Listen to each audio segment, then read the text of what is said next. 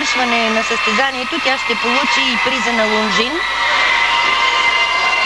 За най-елегантна гимнастичка. Да, точно така, и е чудно, че до сега не го е получила. Да, и аз съм изненадана. Много силна игра днес.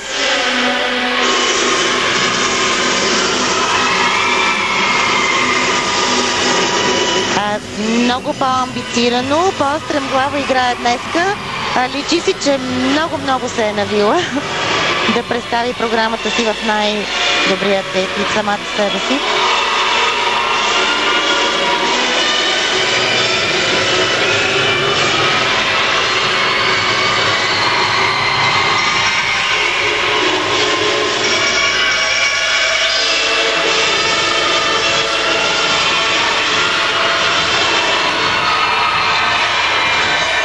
Допусна тук малка грешка, малко колебание.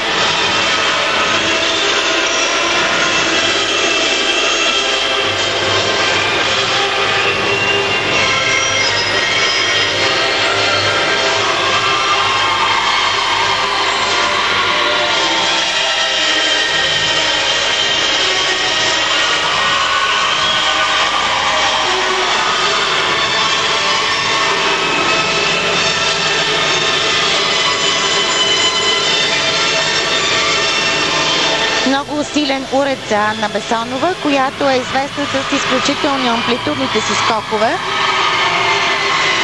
Никой друг не прави толкова красиви скокове на това световно първенство, колкото тя. West Side Story. Едно великолепно съчетание. Първото, което тя изигра на килима в Патрас през миналата неделя. Всъщност, ние наблюдаваме последното индивидуално състезание от световното първенство.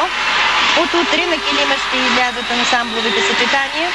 Съдейки по последната тренировка на подиума вчера, мога да потвърдя, че Русия, Беларус, България, Италия, Испания, Франция, Азербайджан, Израел, Япония, Китай остават в листата на най-силните претенденти и потенциални медалисти. Можем само да пожелаем на нашия отбор да се представи така, както играха и индивидуалните ни състезателки.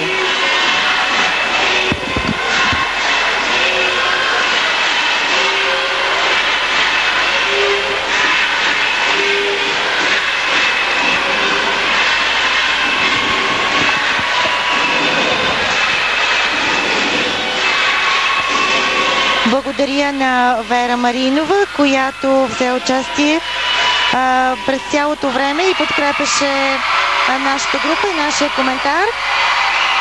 Много ми е приятно да ви представя. Сега до мен е водача на българската делегация на това световно първенство, госпожа Мария Гикова, председател и на Българската федерация по художествена гимнастика. Здравейте! Здравейте!